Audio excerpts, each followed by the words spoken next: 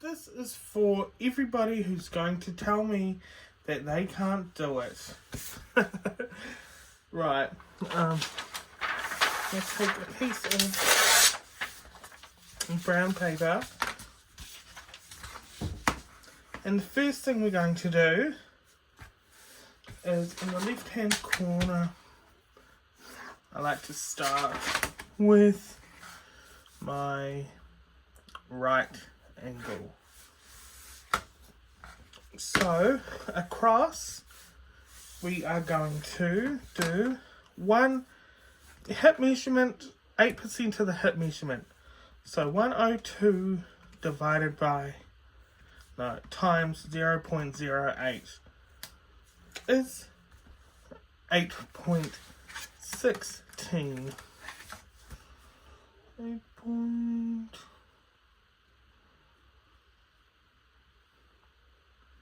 Let's just round it down to 8. So we're going to go 8 across and square it down. Now we're going to do 102 times 0.15 is 15.3. So that would be 15.3, and divide that by 4 is 3.8. So we're going up, 3.5678. 3.5678. 3.5. Oh. Square it across.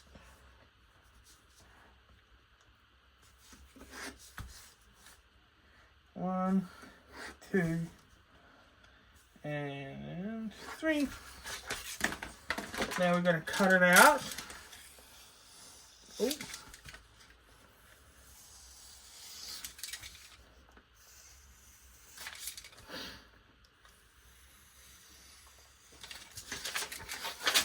Like so. I am going to split up to the line the amount that I was wanting. Just going to take some tape and tape the first one down. Now from here, I'm going to take my compass, and the first one I'm doing at 5 degrees. So I align everything up to the 5 degree mark, open it, tape it down. Now we're going 10 degrees. So I align it with the 10 degree mark and then tape it down. And the final one, another 10, like so, tape it down.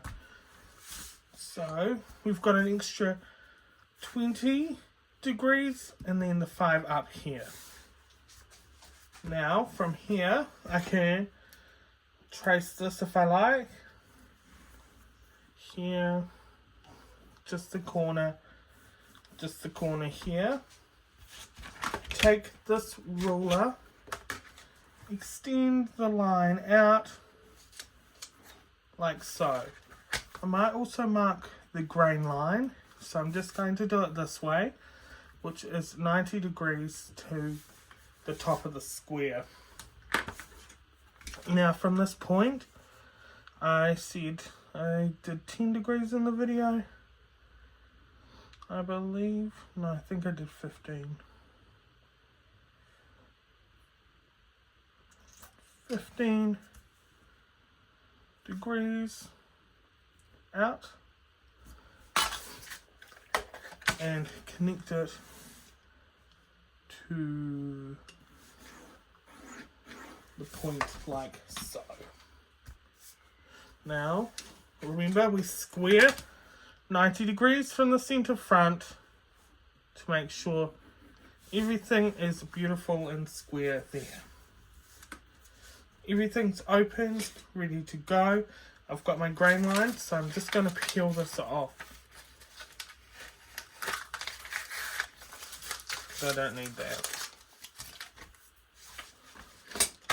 Smooth our curves with the ruler, keeping the 90 degrees in the corners.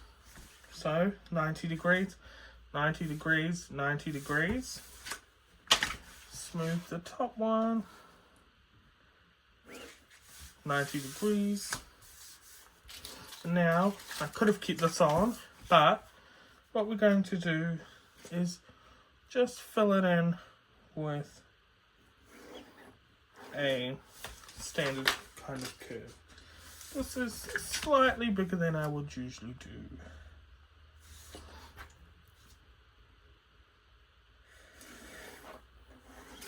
Yep. So on this one, the pouch will be about 9.5. Mark the grain line as before. Now we cut square up here, down and around like so.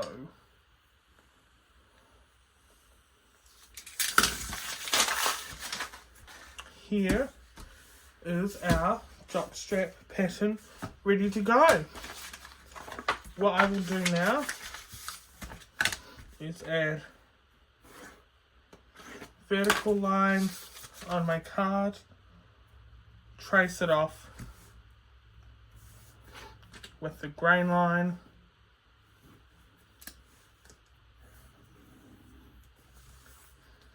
like so.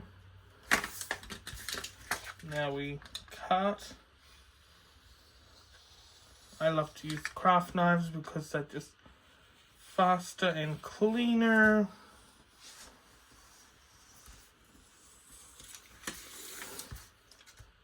Like, oh, so. Now we're going to measure this. Going to go about halfway and square it across. We've got our base pattern with our marks on it. What I've done here, this is called a grading track. What I have done is applied the grade rules and just done them as straight lines. So across here is 5.5, 5.5, 5.5 millimeters, just like I showed in the video, and up here is 7.7 going that way. First thing, I'm going to take the bottom left intersection, align everything with that spot, like so. We are going to go and trace the full outline of our base size. Next, what we're going to do is, so we're going to go slide across. So everything on this side remains the same. This whole track, we're not going to do anything but move across. So from there to there. And again, one more time. Slide across. Make sure that we're just going horizontally at this stage. And just draw in everything. And one more time, slide across like so. And because we didn't particularly add any length here, it is going to be fine. So all we've done is stretched out this section horizontally. Now, for our top section, there's going to be two different things. So there's going to be up, mark this corner, up, up, and up, mark this corner. So I'll show you now. We go straight up, making sure everything is aligned with the grade tracks. We're going to mark the corner. Ooh, I skidded that a little bit. Straight up again, making sure everything's aligned, and mark the corner. One more time. Straight up, making sure everything's aligned, and mark that corner. Just going to double check because that one's not right. So keep it in line, going only up, and mark this. So this little internal part did not happen. And what you can also do, if you like, is what I sometimes do if I'm doing manual grading. I will just blend that into one line. Once I've blended these into one continuous line, we are going to go up to each intersection. We're going to go across one, up and across one. So from here to here is one.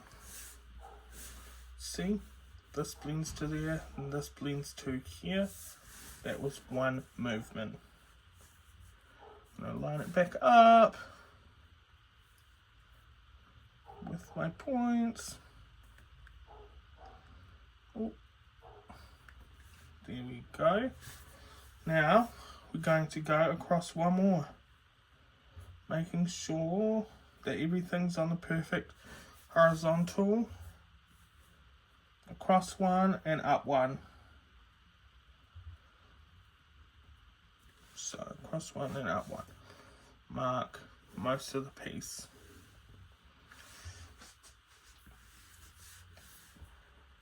One more time. Across one. Checking everything's on green. And up one. Might seem minuscule, but it really does help when planning out your grade. Now, I'm just going to take my curved ruler and pretty much do the same curve for each pattern piece, mimicking this line as much as possible. Again, sometimes shit happens. And same with the front. Or if you'd like, you can actually use your pattern piece to go in and fill those spots. So I'm going to go from 41 down. It's going to go across. This is a big one. And we've just got to check that they're about right. I had this one, had a little wee jump in it. So I'm just going to smooth it out. And so that is how you manually grade your pattern. Also, actually the underneath part, we are going to blend it into down here, to this point here. Blend, blend, and blend. So you have your graded pattern ready to go. You can cut it out.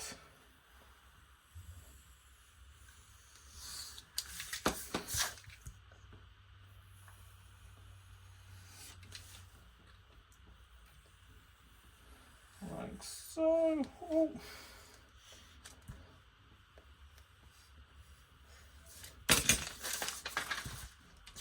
Let's just turn it over to give you a smaller size and our larger size.